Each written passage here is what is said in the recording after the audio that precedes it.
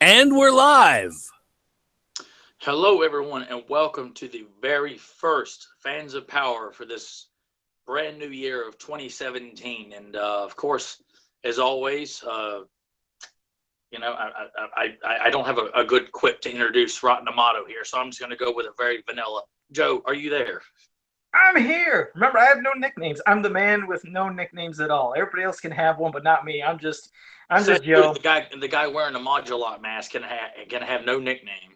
Exactly. I can't have one. If I'm not going to show my face, I don't deserve a nickname. So I'm just I don't basic. abide by those rules. What? So I get a name based on my face? Is that what you're saying? That T Rex comes from my face? You know, like I have no. what little arms or something like that? Yeah, I don't think I agree with this at all.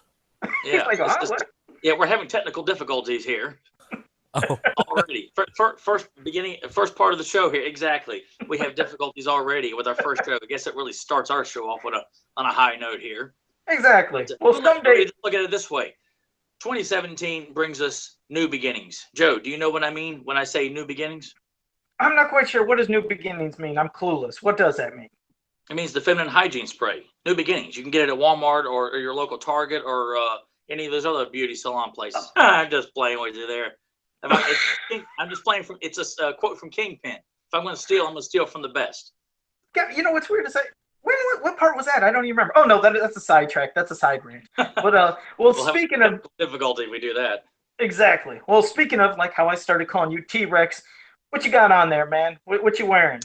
Oh yes, if people are love this show so much that they would love to, you know, just showcase their fan power by saying that, you know what, hey, in my spare time or when I'm just wanting to listen to some quality audio entertainment, I listen to Fans of Power, and by doing so, you can wear a T Rex T-shirt, which is Check that out. the very first, well, unofficial, official, however you want to look at it, piece of Fans of Power merchandise that was created by Joe Amato and I got for Christmas Yeah. from my girlfriend Erica Shepard. And so, if anybody out there is interested in wearing some well, some of the best armor that you can get in something like this, contact Joe Amato and see if you're looking to get your own piece of armor that Yeah. says not only do you like T Rex, but you are a Fans of Power fan too. That's pretty cool. Me, I don't have any official Fans of Power stuff. I'm wearing my favorite buddy on my shirt, but I mean, this is something that's got a story. You got to represent Jason Voorhees once in a while, so that always works. They go hand in hand. Masters and Friday the 13th, it's like peanut butter and jelly. They make the best sandwich in the world. Yeah, something like that. All right. But now, speaking of everything, okay, like you said, it's a new year. We have a new year. But before we get into like what we maybe expect and hope to see in the new year of 2017 for Masters, Princess of Power, and everything, we'd figure we'd talk about some of the highlights, maybe things people question about of 2016. So, as we know, in 2016 was first everybody was freaked out and shocked when they were hearing that Maddie Collector was coming to an end. There was going to be no more figures. It kind of freaked people, but with that, you also found out a big light at the end of the tunnel. You heard that Super 7 is taking over, and Super 7 is not only going to be doing classics, but they're doing vintage figures. They're going to be doing 3 3/4 muscle. I mean, they have so many things planned, and they're going to start it off obviously with the Ultimate figures and the Curse of the Three Terror figures that'll be vintage now, in their painted forms. But I mean, so there's a lot of great stuff, but what are some of your, I guess, maybe most anticipated things you would hope come for 2017 beyond just figures? Because I asked this question on my wall and it flooded up like crazy. I said, what would you expect to see most? I mean, are you hoping to hear about a new cartoon maybe being in development? Finally, the movie getting off the ground and being done? New figures? I mean, what are you expecting? What would you hope could come for 2017? I definitely first thing I do not expect and certainly don't want is a new movie because it's just not gonna we're not gonna get anything of quality as we've said time and time again on here, and that's something I don't want. If Turtles and Transformers and GI Joe can't get any legitimate dignity on the silver screen, then He-Man has a snowball's chance in hell of being Right. treated with anything better than that. So Exactly. if for people who were so they're as tenacious as an angry lobster, grabbing a hold of something there. to think that we're going to get a quality He-Man movie where everybody's going to be depicted with some maturity and machismo, and even the fans who are claiming for a She-Ra movie. I'm sorry, but we're not going to get anything legitimate in either one of those. So no new movie in my part. I would prefer a new cartoon encompassing both properties. Something like that, where you start out with He-Man, then you build up to She-Ra, like in the second season or something like that. Right. An all-encompassing cartoon, and that's just off the top of my head. Of course, I'd love to see Thundercats get picked up again, so we can get more of that. Right.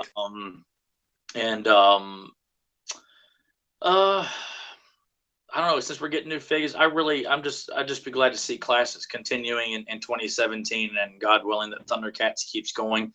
Anything after that, I'm not a big fan of like the smaller extra stuff. Oh look, it's a Mega Block He-Man. I'm like, that doesn't get my nipples hard. I need figures. I need, give me some cool posters we can buy. Some prints that are made available. Things you can hang on your wall of beautiful artwork and things like that. Super 7, get Axel to come up with some original artwork for posters or prints or calendars or something. Let's calendars or give us background prints of the formation Snake Mountain and Castle Grayskull, or the Hordes. The Fright Zone or the Whispering Woods to put by.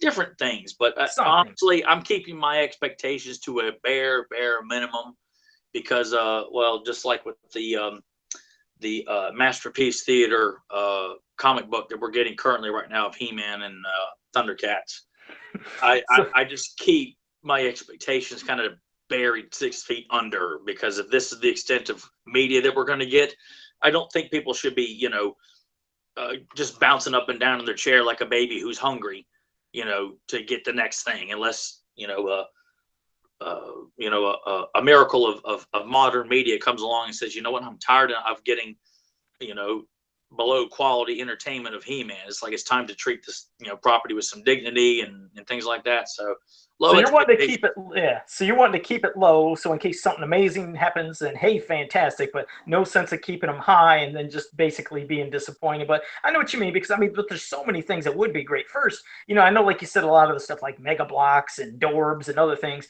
I know it's not everybody's cup of tea, but it's still great to see other merchandise. Like, I just love seeing Masters and merchandise in general. But that's why, first, the majority of people seem like they really wanted a cartoon more than the movie, because maybe people had been let down. At least that's what I've seen from, basically the posting on my wall. They're more into the possibility of a cartoon happening and not the movie.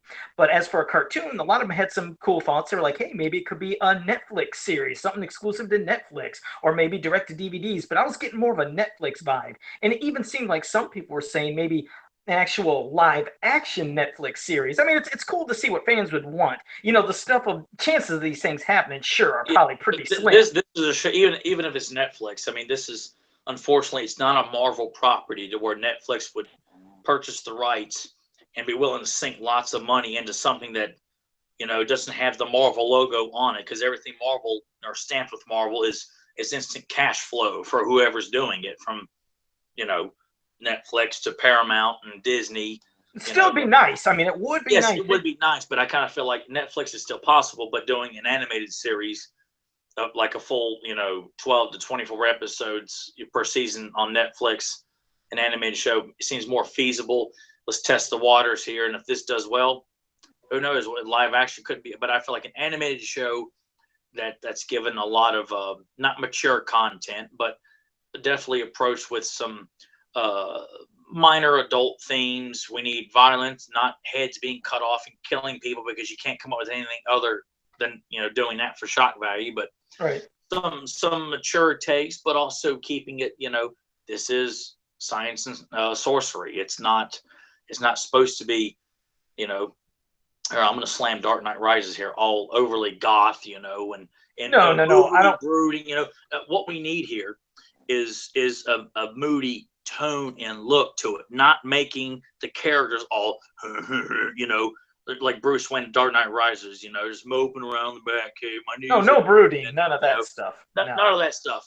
Like the first Turtles movie from 1990, where the tone and look of the movie is dark, but not the characters, and not, the story is definitely a lot more mature oriented, but it still has the lightheartedness of the. Yeah. I'm saying that's just an example of what I'm Sure. talking about. You still have fun, Orko and things like that, but when it times to get down to being serious, it's serious and it stays that way. So Sure, a good mix, like you said, something to where, yes, it's not over the top violent. You don't need the shock value of decapitations and arms being cut off. I mean, if you want some slashes and blood here and there, sure, that's fine. yeah, You we need also, to see cuts and gashes and He-Man tearing apart, robot knights or horde troopers being, had their heads cut off and their arms ripped off by She-Ra and stuff like that. right, that, but also not too like silly.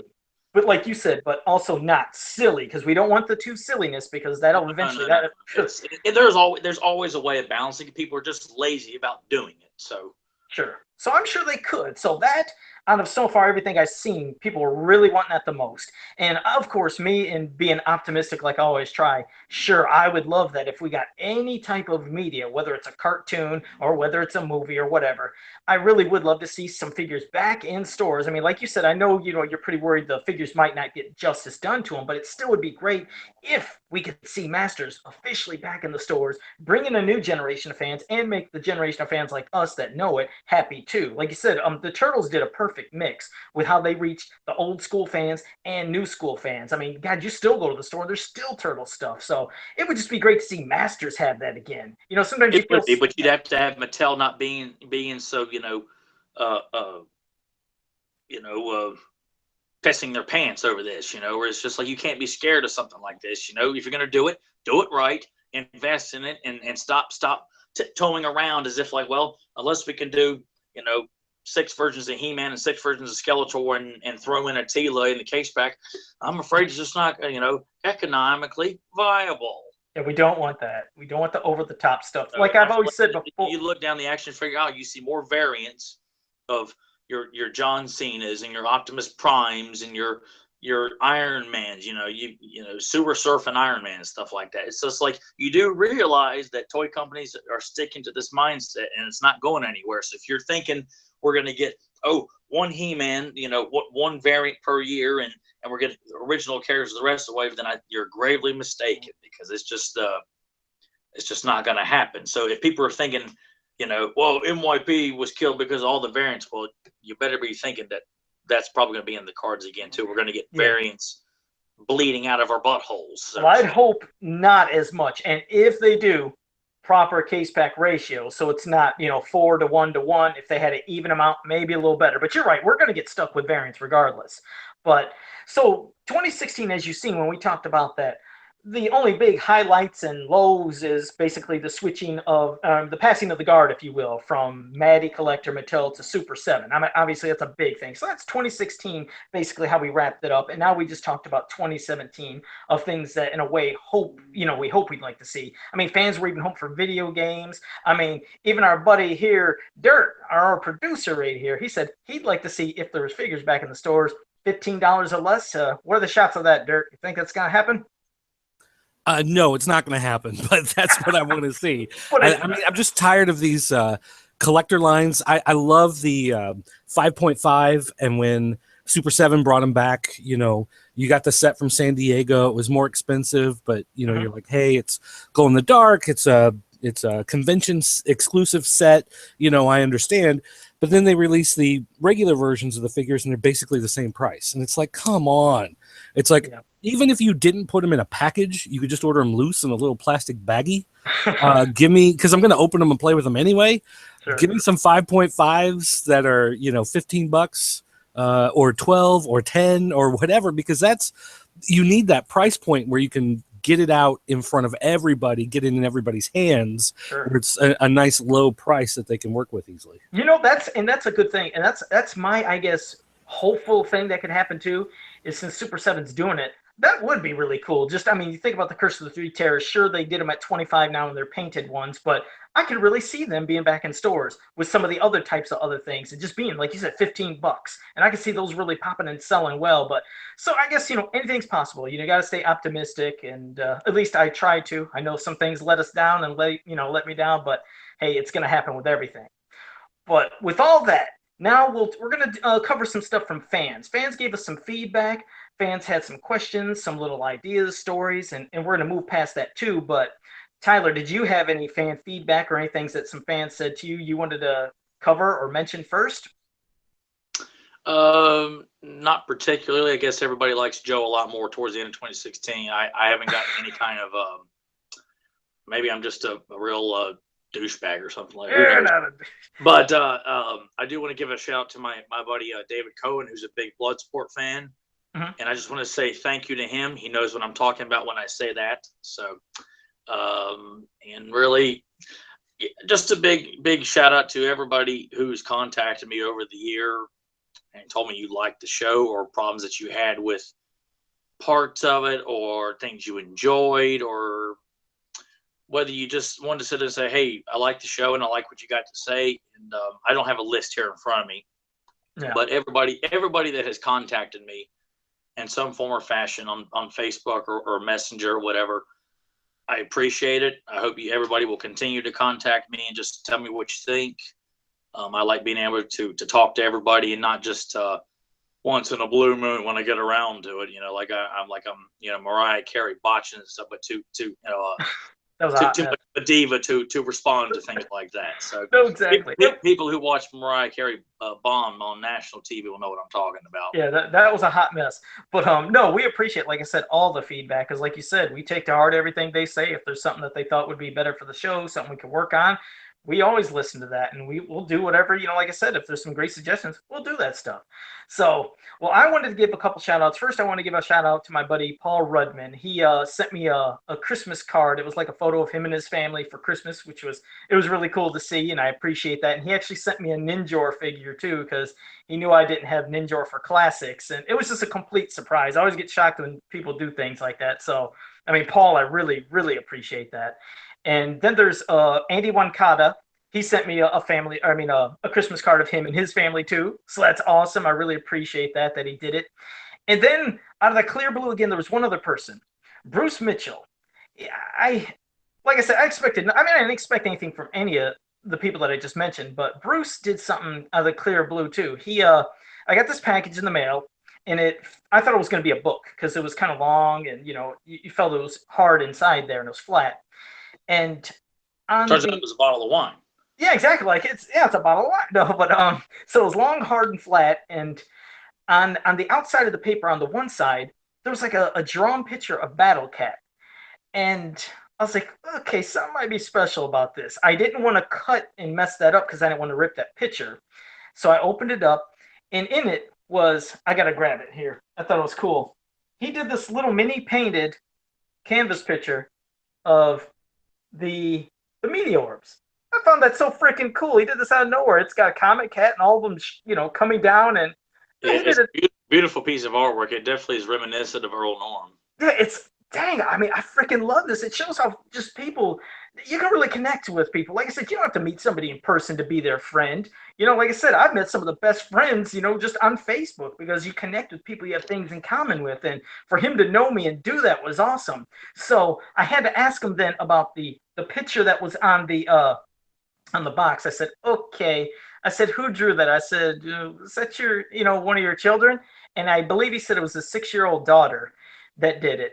And she did this cute little Battle Cat. I'm going to try to, let's see if I can get this on here. But she did a little Battle Cat. I found that so friggin' adorable. 6 years old. She did that, and it was on the outside. I said, man, I'm going to cut that out and keep it that's going to stay in my collection. So she drew a little Battle Cat on that package. That's awesome. Yeah, so people, like I said, they're so awesome. That's what I mean. This is what this whole show is all the connecting with fans, which gets to one other fan in particular. Her name is Jennifer Espinoza. Now, she wanted to give her thoughts on the He-Man Thundercats comic because she heard what we had to say about it, so she wanted to give her thoughts. So she gave a little bit of a mini review I'm going to read here. She said, I love the whole comic as a whole, but I think they should make it less 1980-ish, like Skeletor saying, dumb raw the ever drooling. I also wanted to see a more serious Mumra, but I'm just glad we get a Masters of the Universe versus Thundercats comic. The art is fantastic. I did not like how they took over the ancient spirits of evil, and they just did it all too easy for beings that are gods with unlimited power. I kind of found that to be lame. I also did not like how in issue 1 the ancient spirits tell Mumra on how they cannot leave the Black Pyramid physically, but yet now that Skeletor and Mumra have control over them, they are now able to. She said, I just feel like that was a rushed idea. She said, I hope the comic gets a little better. She said, I still say that the recent Masters of the Universe, like the Eternity War, was a lot better than this comic so far. She said, I hope after this we get a Thundercats comic from DC. I would like to see more of Mumra. All in all, I give the comic 4 stars out of 5. So I really appreciate her feedback, her review. And Tyler, do you want to say a little thing to Jennifer? What do you think of her review? It looks like you're kind of biting your lip or something. Oh boy, I didn't know it was that enthusiastic. Oh, don't you pick on her. No, go ahead. I'm not going to pick on her, but I would like to start a charity to ensure that this girl is shown quality He-Man and Thundercat entertainment, because this is not it, honey. You know, this is not quality, and this is believe me, there is so much more better dialogue and speeches given in the 80s in both cartoons than anything that Rob David and the other guru that's writing this slop. You know, it belongs in a trough with the rest of the pigs. And I like pigs, but it just needs to be thrown in with the slop, bucket of slop. That's what this book is. I just Jennifer, just to let you know, Tyler has a lot of rage for this comic, so he respects it. I'm not going to be one of those people that comes down hard on her. But I just felt like you know, I'm sure the good people out there who have agreed that this book is an atrocity and a crime against humanity can all agree that we need to make sure this girl is given some proper help. You know, let's put a blanket around her. She clearly has been victimized by this because she's not aware of the qualities that are out there of He-Man and Thundercats. So let's help this poor girl who's been victimized by this trash. For only 10 cents a day, you could. What was it? For only 10 cents a day. I'm not finished. I'm not finished. Go ahead. No, you don't. I've done lost my train of thought here. Once I get going, I can't go until I stop. You know, or stop until you know. So say what you got to say. I'm all tongue tied right now. No, it just sounded like you were doing an infomercial when you were saying please. You know, give her help is almost like 10 cents a day. I am. I'm conducting an infomercial right now. You know, it's like a PBS telethon. You know, if I could, I'd have people who all agree that this book sucks. You know, all sitting behind me, taking donations so we can help her and let her know that, you know, you don't have to tell yourself that this is good. You know, like so many other people have talked themselves into believing this because, well, we have nothing else. So I'll just force myself to believe, oh, this is great. It's like forcing down food that one of your family members made, and they're convinced this is worthy of being in Martha Stewart's cookbook. And you're like, oh, this is great. And then you can't grab something fast enough to drink and wash it down. You know, that's what this is right now. So, you know, we will get you the finest help. And you know what? I will, if you contact, I'll give you some numbers of people you can contact and let you know that, well, who am I kidding? You contact me and I will tell you what to watch that's quality from the He-Man 80s cartoon, from the She-Ra cartoon, from the Thundercats cartoon, not the new Thundercats cartoon. That sucks. Sorry, Thomas. Uh-oh. You know, the 87 movie. I mean, there's tons of stuff. We can wash out your brain here, dear, and just reassure you that, you know what? There are better things out there. And this is, I swear, if I ever find these guys, you know, that are writing this book right now, I mean, they are public enemy number one. We ought to have both their faces with the Ghostbusters logo, you know, on top of it, you know. It's almost over, Tyler. Like I said, 3 more issues. It's almost over, man. So that's not good enough. It should be canceled. That's what it should be.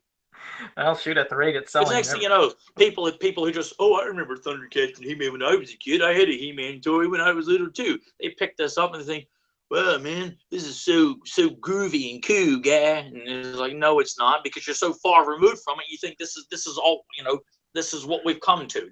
This is what you remember as a kid. Is this you know, toilet stain of a book, you know, that just can't seem to be flushed down the toilet quick enough. You know, it just lingers around the rim until you get some Drano and some other stuff and start scrubbing bubbles and getting rid of it. Jennifer, I just wanted to say, yeah, I didn't mean to have Tyler explode like that. Yes, but you did. I appreciate your feedback and everything. Tyler just, yeah, he has anger issues with this comic very horribly. He can't help. However, I'm glad that she came forward and and instead she, I guess she likes He-Man and Thundercats. Did she say anything about the show? Oh well, she listened to the show. I mean, she liked hearing what we had to say, but yeah, and then she gave, like you said, what her thoughts are, which we really appreciate it. And you can tell, like I said, she is a fan. I mean, she loves both properties. Which, in fact, after that thing, she put up a question in one of the groups, which actually is a pretty cool question when you think about it.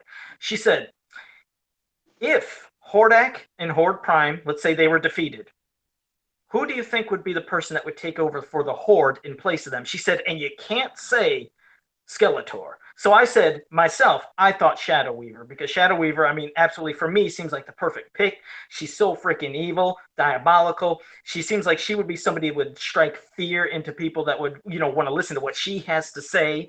I mean, for me, I would pick Shadow Weaver. A lot of people were seeming to pick her too, but I mean, what do you think about her, or who would be your pick? I like Shadow Weaver in her position, where she's there as a consultant. She's competent, but she's not leading the way. But if she's put in charge, she can do it. But I see Dylamug as leader of the Horde, and I'm talking about it based on his appearance in Duel at Devlin. This very sinister robot who clearly enjoys, bringing harm and wreaking fear on people. Definitely the mentality of a leader of the Horde. And I could see Dylamug with his big hands and, lanky mechanical legs and big body sitting on Hordak's throne, just smiling devilishly and things like that, and shooting beams out of his head when Montana screws up, that kind of thing. That's a pretty good image. I never thought of that. And I think, Dylamug would be a pretty cool pick. Yeah, I can't honestly sit there and pick, Catra and Grizzlor and Leech and Montana, maybe Modulok, but I still say Dylamug. Modulok's my favorite Horde member, but Dylamug to me has that presence of a leader that enjoys doing what he does too much. That's what you need to be leading the Horde.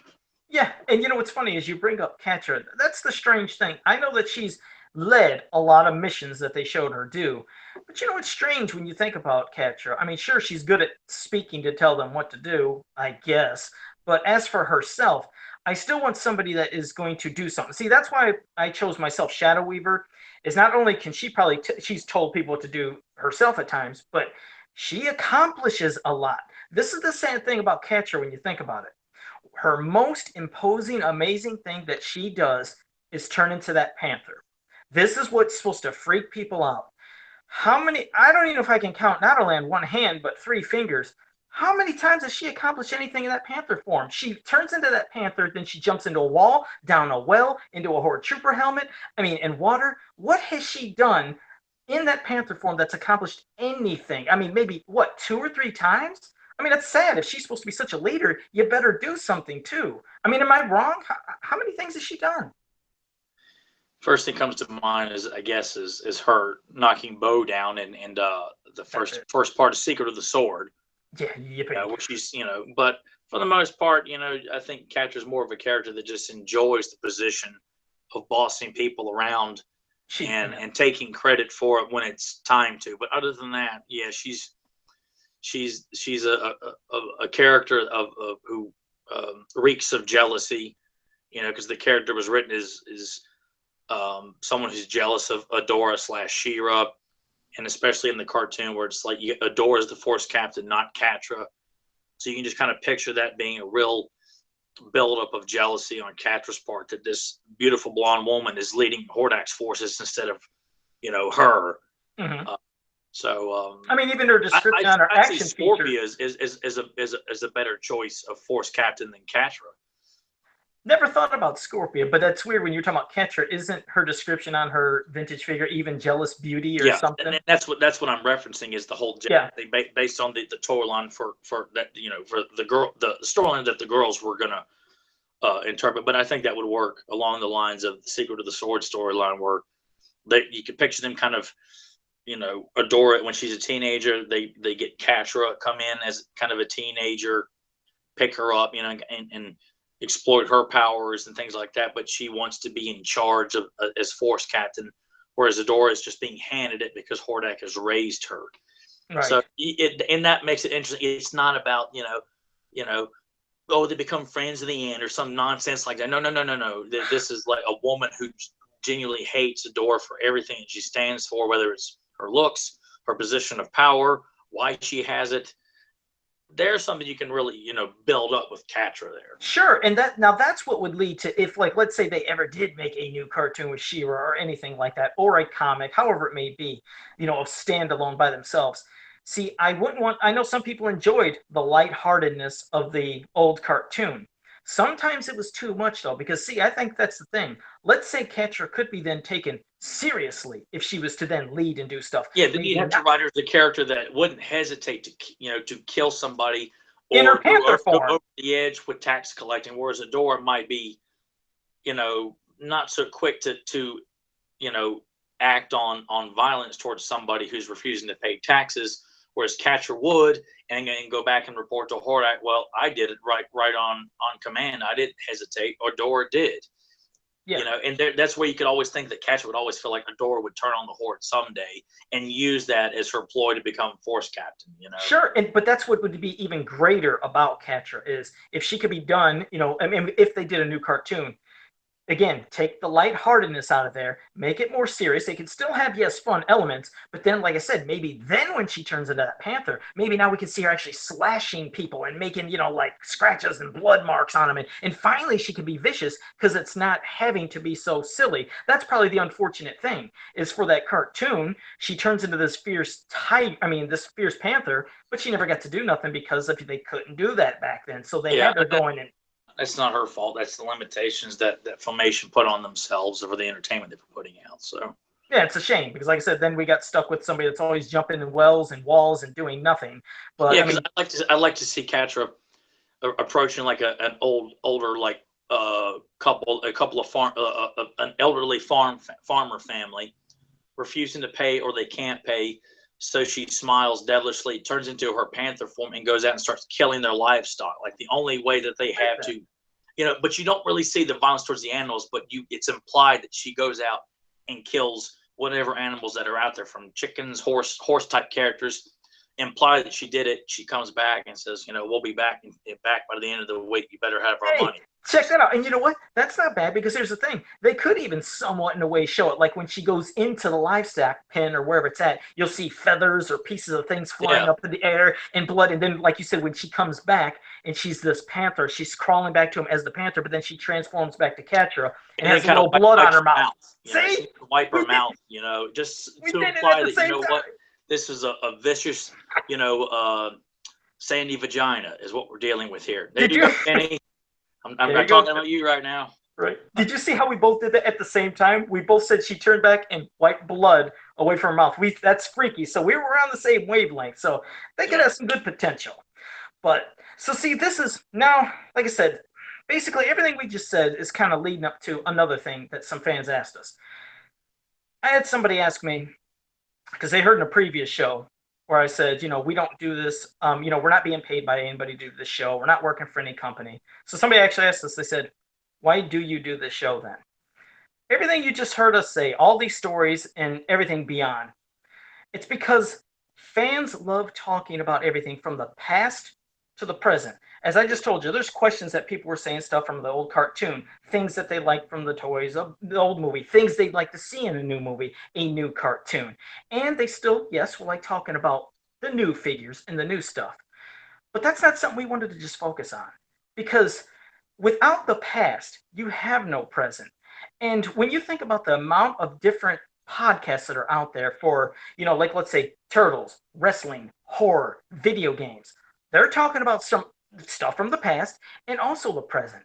So to sit here and just live in the present to say, all right, Tyler, here's the new figures that are coming out, and we babble an hour about the figures or their bios or new stuff.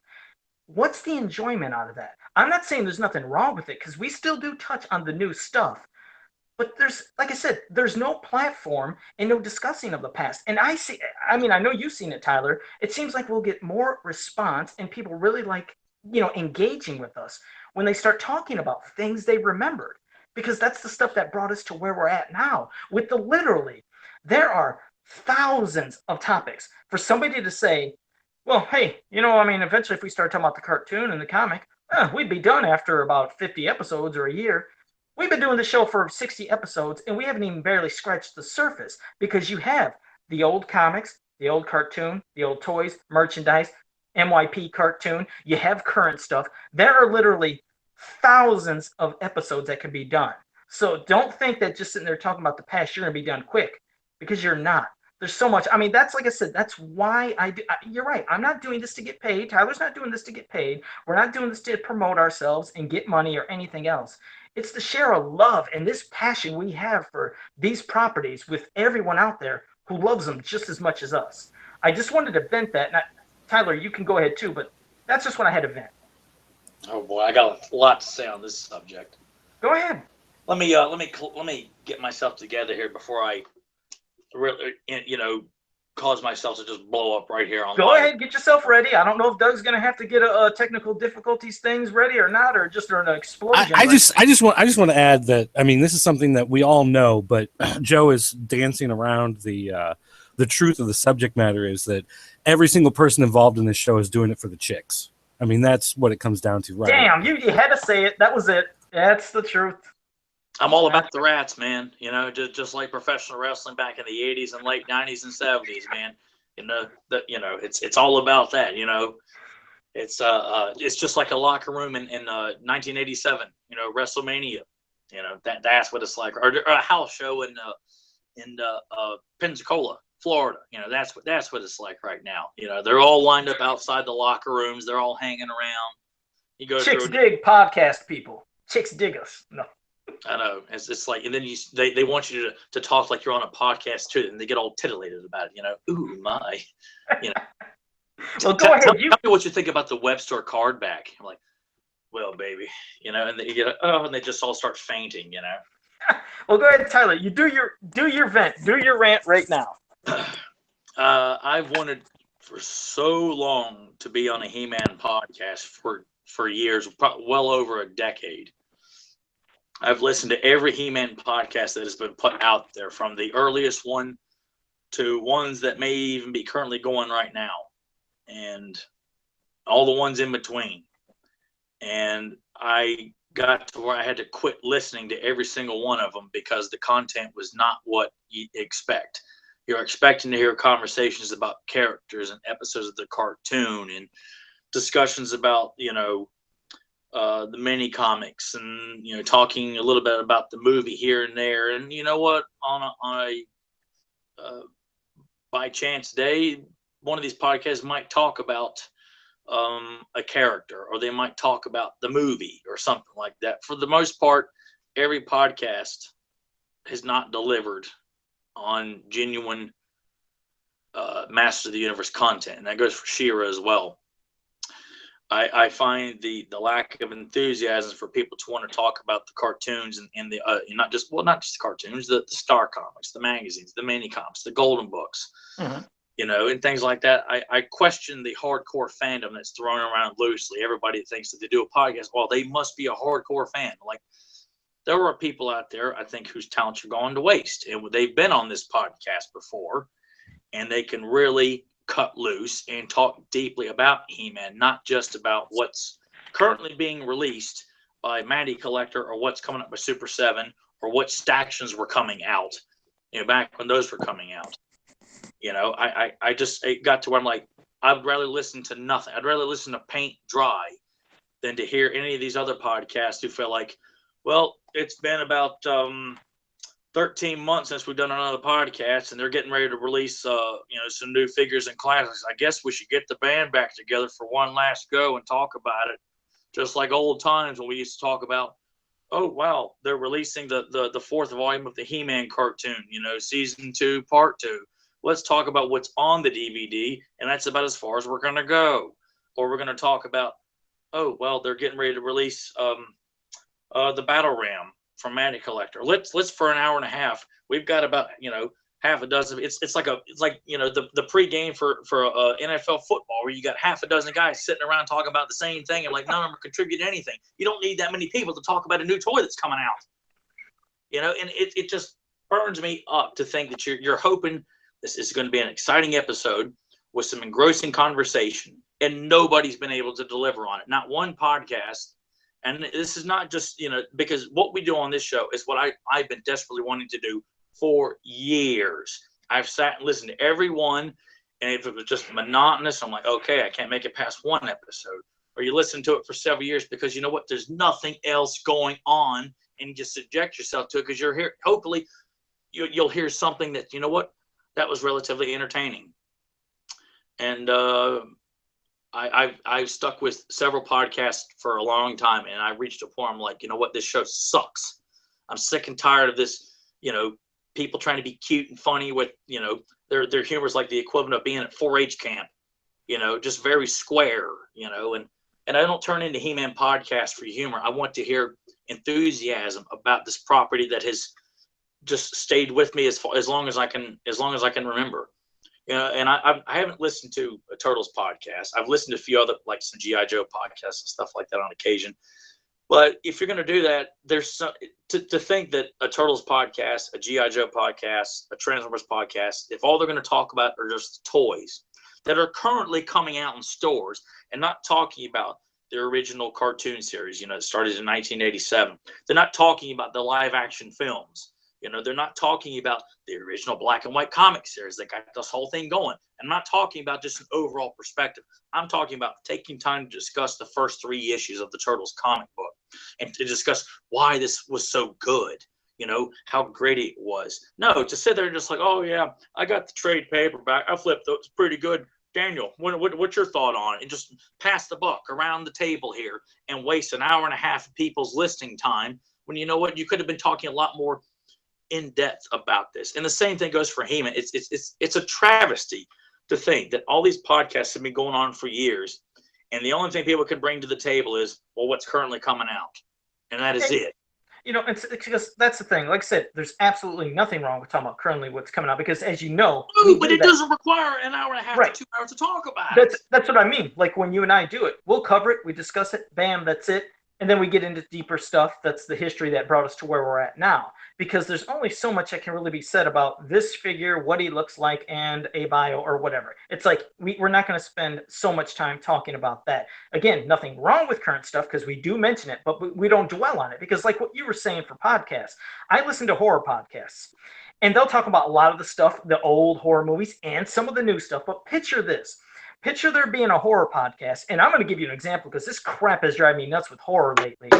They talk about characters like Slender Man, Crooked Man, the Bye Bye Man. It's like, oh, well, these are just so original names for characters, but could you imagine tuning into a horror podcast and they're going to talk about that man, this man, that man, and everything that's new, and that's it? I mean, I would go nuts. I was like, could you just talk about other things too?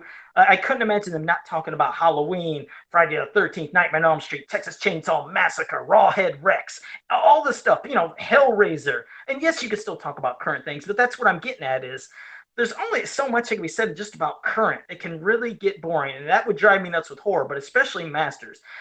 I love that we can talk about everything because it always brings out the fans we talk about that think just like us. When I see discussions online, the more discussions are about things from the past or the cartoons and MYP or things they'd like to see, but they don't sit there and dwell and talk about posts about figures all day. If they do, that stuff kind of ends pretty quickly. And again, this isn't something we do, as I'm not expecting to get free stuff for doing this. I'm not expecting to get paid. I'm not expecting to be known and popular, because here's the thing. You ever notice one thing? A lot of people might not even know, but as for a living, I make custom action figures. Do you hear me? Shameless plug. Shameless plug. I just did it. I make custom action figures. Buy them. No, but you don't hear me every week say, hey, I just made this action figure, and here's where you can go get it, or go to eBay and buy it. I don't even talk about my customs. This could be a perfect platform where I could brag about, go buy my custom. Here's this. I don't do that, because now here's the thing. If you make money making action figures for a living just like I do, more power to you. God bless you. But I don't put on a fake act of my Masters fandom. I am a real Masters of the Universe fan. I really love this property to death. And everything I share, it's out of love. There's some people that make action figures for Masters that could care 2 craps and less about it, that they don't know about the stuff from the past. They say they hate Filmation, they hate vintage stuff. And we know who you are. So if you're listening to this, one of your friends tells you, hey, did you hear this remark they said on this? Like, yeah, we're talking about you. Well, in particular, what's weird is, and I don't call out names, but this person, he jumped on me when I first started doing customs, telling me how bad my work was and bragging and showing his work and thinking he invented something where he didn't invent it. It came from Filmation, and that's the thing. If you know Filmation and you liked He-Man as much as you say you do, you know you didn't invent it. Filmation invented it. That's what I mean. So it's like I don't fake my fandom. Like I'll let you know right now. I make Turtle customs, Star Wars customs, G.I. Joe, everything else you can think of. But here's the thing. I'm never going to let you think I'm a super fan and somebody that knows all that stuff and like, oh, I really love it. I don't put on fake acts because I don't know the history of all turtles. I don't know the histories of everything for Star Wars and G.I. Joe. If somebody asks, I make it and I'm like, here you go. But I'm never going to be phony. So that's what you're getting from this podcast, at least from me and Tyler. I'm trying to basically get across is we're real. And I'm trying to give you the realest stuff, whether it's stuff we really love, and if there's something we're passionate we don't like, we'll be honest. We're never going to be negative, saying, that just sucks and you suck for liking it.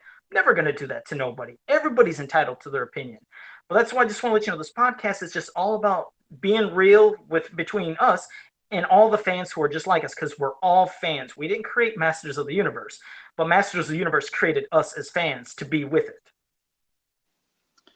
Yeah, we're to think that we would do this in hopes that one of these big companies would decide to hit us up through email or Facebook or whatever and say, well, guys, you guys are quite popular here. Maybe we can send you guys some free toys here and you guys can promote the hell out of our business here. But in return, you're not allowed to say anything negative about our company here.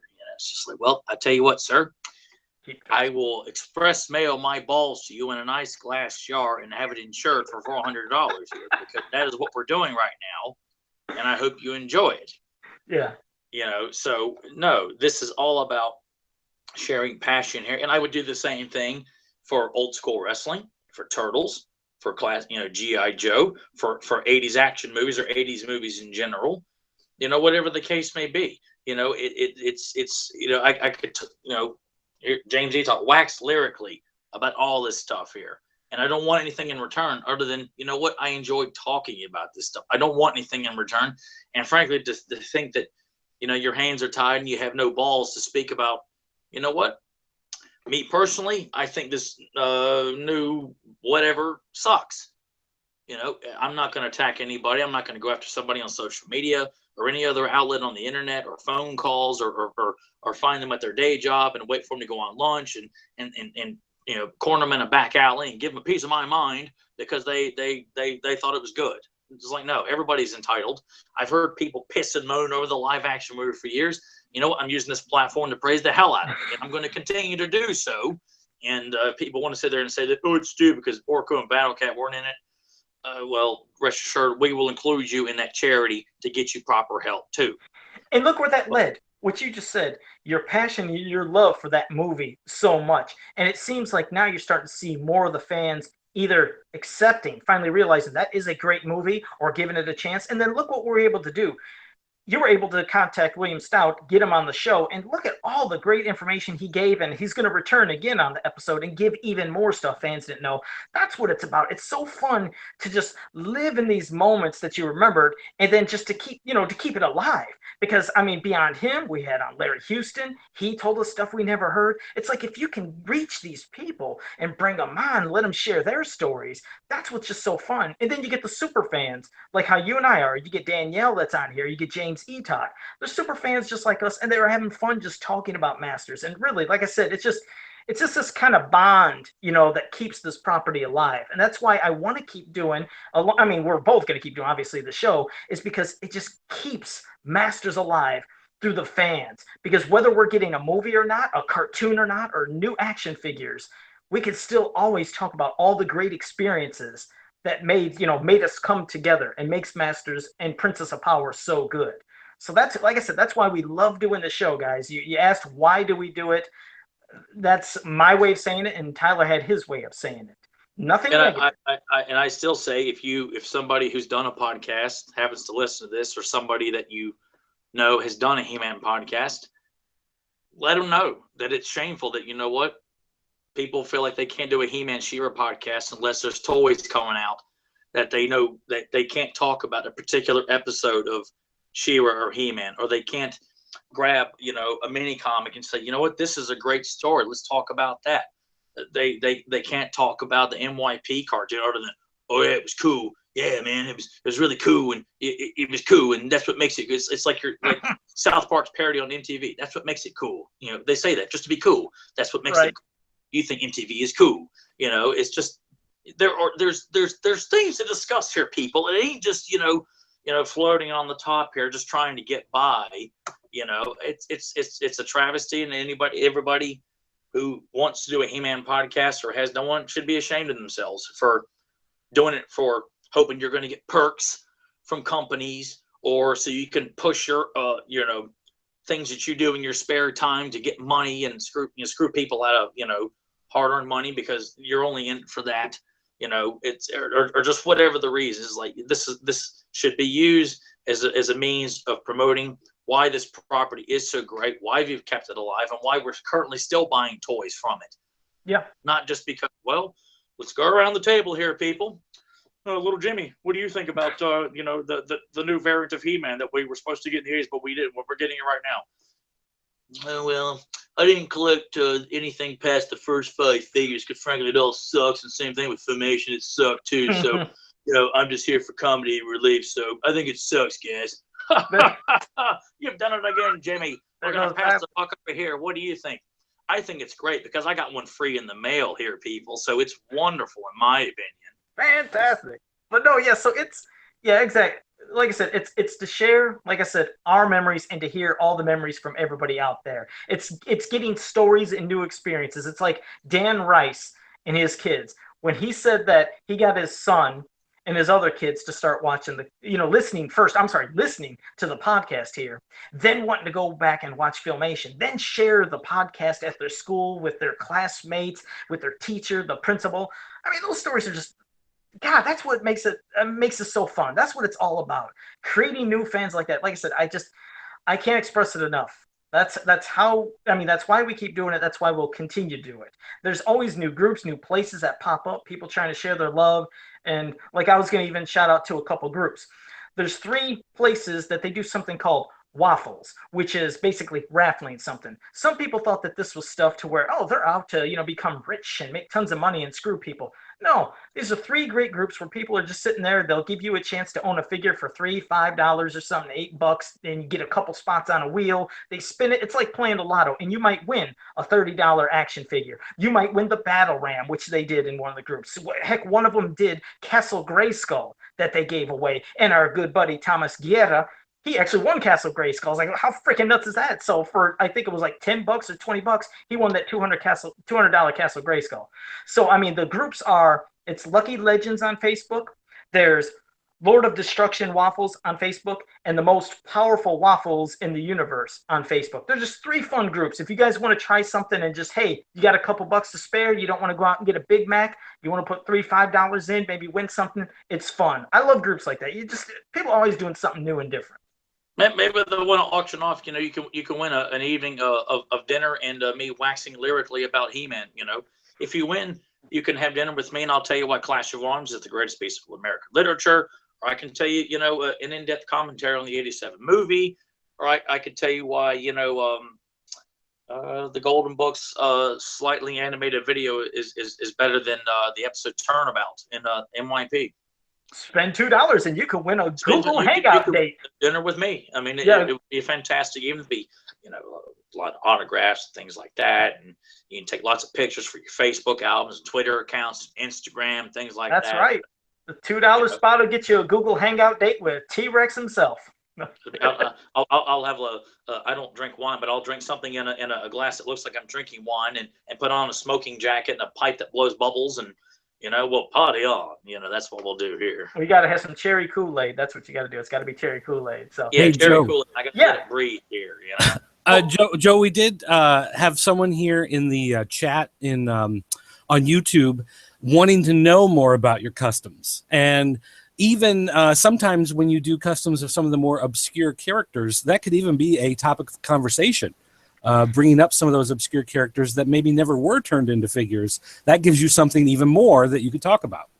Well, I mean, I honestly appreciate it. I mean, someday maybe, but I'm saying this from the heart. And whoever said that on, the YouTube, I really appreciate that question, you saying that. But I never wanted to feel like I'm doing this podcast to basically, again, promote myself and make money. Now, I know, yes, I have my custom page that, you just showed up there, Joe Amato Custom Creations, and that's on Facebook. Yes, I have that page. I promote my work on my personal page. And then there's groups out there that sometimes they've said, Joe, I love your work. Could you share it in our group? And I'll do that. But I just don't usually show up to say, here's my custom, goodbye. And, just, screw the group. I like discussing. But, I mean, maybe someday I will discuss some of the obscure characters I made or something. I could do that. But I want everybody out there to know who listens. I'm not doing this podcast to promote my custom page. And that would be the only reason. Someday I could bring it up. Sure, I could bring up some things. And I appreciate that, the person out there asking that. But that's the reason I don't do it. I don't want to feel like I'm just pimping myself self out. Like here we go. Give me some money and here's my figures. I don't do that. But someday, yeah, I could bring up stuff because you're right. There's a lot of weird, obscure ones. I was getting some great requests. I mean, if anything, I could mention that there was a lot of fun Christmas things that I was doing for people. They were wanting some personal figures made. One guy wanted like a vintage custom of a He-Man figure to look drunk. He wanted him having a balding head, a comb over, a fat beer gut, and like a Coors Light ripped shirt in a can. And he wanted him called Drunk Or. So I made that for him. It was fun. And then another fan out there, his father, his name's Eric Glenn. His father was a lumberjack, or I don't know if he's retired from being a lumberjack, but he said, Joe, could you make a lumberjack He-Man? He said, put him in my dad's outfit here. And he sent a picture of his dad and his outfit he used to wear. And he said, but keep it as a He-Man head, but give him a beard. So it's like my dad's He-Man. He said, and card him up. And so I did that. And he took a video of his dad opening this gift, on Christmas. And it was just cool seeing his dad's reaction, because his dad, at first was wondering, what's this? And they explained, and you see just a smile starting to come on his face. And it was a nice little message they had me put on the card back about, he's the most powerful man in the universe in their eyes, or, it was like a nice little message. And that's fun. That's other things that get me. That's another thing that when I do customs, I love these things, these touching things. It's like, that's payment enough for me, is creating a nice moment like that. But, yeah, someday, maybe I can discuss a couple things of customs, but it definitely will not be some consistent topical thing every episode, because my God, Tyler, how many episodes we in so far? 61, I think, episodes so far into this. You keep up with it better than I do. Well, it's just around 61, 62, but either way, I don't think I've mentioned my customs, but maybe once or something, to go to the page or something. But yeah, maybe I will. So I appreciate it. Didn't mean to be long-winded, but I do appreciate that from the person out there on YouTube. Thanks a lot. So T-Rex, do you have any final thoughts before we close up our special New Year's special? I'm just curious. I'm going to issue an open challenge to anybody that has the brass balls to try and do a He-Man podcast that doesn't revolve around new releases. Uh-oh.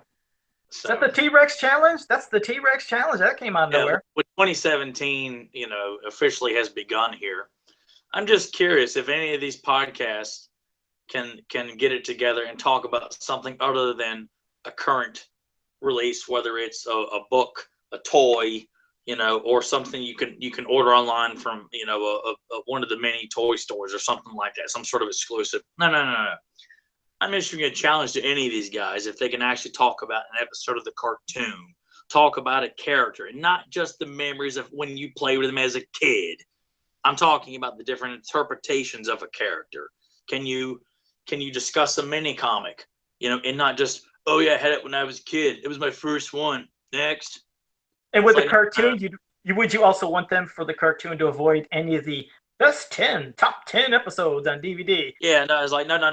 If you're going to talk about the cartoon, I don't want to hear that you're going to talk about Problem with Power, that you're going to talk about Dragon's Gift, you're going to talk about House of Chakotay, or you're going to talk about Diamond Ray Disappearance, or Tila's Quest, or Quest for He-Man because Plundor's in it. And he's like, oh, it's so funny because of Rabbit. And we don't know why it's funny, but people get mad about it, and that's why it's funny. It's like, no. Talk about a specific episode of He-Man or She-Ra. Talk about, Talent for Trouble from She-Ra, or talk about the Ice Age Comet, from He-Man, or talk about the episode The Monster Within from MYP. I'm just curious, can anybody do it, or are they pretty much just like, you know what, it's not our place here, guys, we're just here to promote the new stuff and get new stuff and hope we keep getting new stuff and only talk about the new stuff, and new stuff.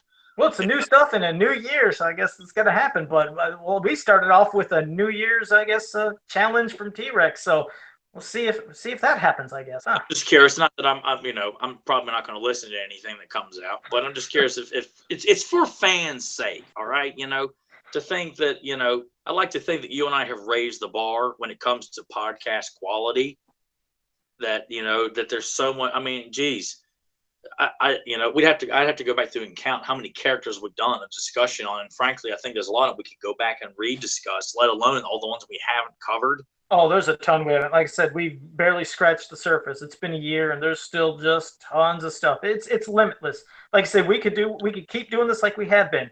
One episode a week for a whole year, 2 years, 3. We could go for 20, 30 years. Like I said, we could keep going because it doesn't stop. There's so many different, and then doing fun hypotheticals to where, battles, who would win against this and that, and who has the best powers. I mean, there's so many things that are fun because it always leads to good debates and topics. So we'll see how it goes. 2017, like I said, we got a lot of great things planned ahead for 2017 too. But, well, that was your final challenge. But do you have, now, since we're going to wrap the show up, do you have any closing thoughts on things that you want people to watch, things you recommend? Go ahead. I look forward to 2017. This is the 30th anniversary of the live action movie. So here's hoping we have some wonderful things lined up to celebrate that particular masterpiece. Mm-hmm. And, but recommendations, I'm going to,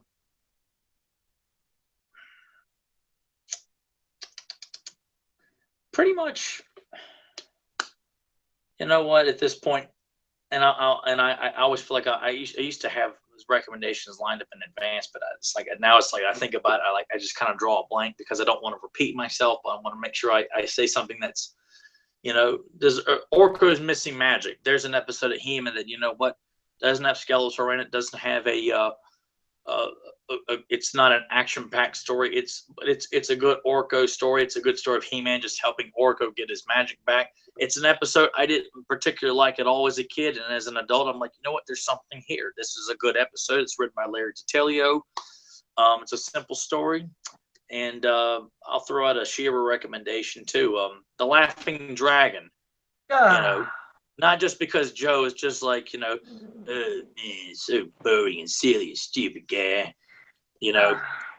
So, Joe likes Heart of a Giant, so he likes stories like that. Wait, so what did you say? Oh, never mind. Okay, I just caught what you said. I'm sorry. I thought you said something else. I was like, what did you think I said? We're live here. You can't. You've already botched it now. What did you think I said? Well, you said Heart of a Giant, but when you said Vagiant, it sounded... Oh, you said Heart of a Vagina. I was like, wait, what did you say? All about Danny Vagina. Danielle, did you hear that? I was like, whoa. I was talking about Heart of a Vagina. I was like, well, you're dropping some dirty stuff on the show today. But no, those are good recommendations. Now, I'm going to grab something real quick because I have this weird magazine. Hold on a second.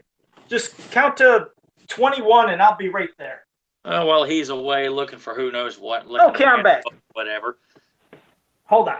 There's this magazine I got. God, it has like Brave Star Masters Universe stuff, and it's got like, it's in another language. But there's this cool scene of Castle Grayskull being destroyed, and I just found it weird. I was like, that's something you rarely see in anything. And it's at this, I'm going to try to get kind of close. You'll see it pan from, hold on, let me go over here. You see it slowly getting crushed, then getting destroyed, and then getting destroyed more. And that's something you rarely see in comics. And I'd love to know if this was translated. I'm sure this looks like it came from probably one of the UK stories. I'll be honest, because I don't know all about the UK stories. But I wonder if that was something from a UK story. It's kind of cool, I thought. And then it even has a lot of fan art. What's funny is in this other language, I don't know if it's supposed to be a King He-Man, but isn't this weird how way back then, back in the 80s? King He-Man. Yeah, look, hold on. Let me try to get some light. This guy drew I take that as a nod to the 87 movie because he's wearing a cape. Oh, yeah, I guess he is wearing a cape and it's red, but I still thought it was cool. I didn't know if it said King He-Man because I can't read in other languages. No, you can't have King He-Man. You understand that, people? The idea of a King He-Man does not work. Uh-oh, well, that's another podcast. So, all right, so those were your closing things. And as for me, I will say always go to fansofpower.com, go to popculturenetwork.com, go to hemanworld.com, and on Facebook, go to Don't You Crumble while I'm doing this, and on Facebook, I'm pissed off. On Facebook, go to Masters of the Universe, He-Man and She-Ra Ultimate Fan Group. All great people, all great pages. So until next time, have a powerful new year. Pizza Dude's got 30 seconds. I know that one. I know that Pizza Dude's got 30 seconds. Of course you do there, Joe.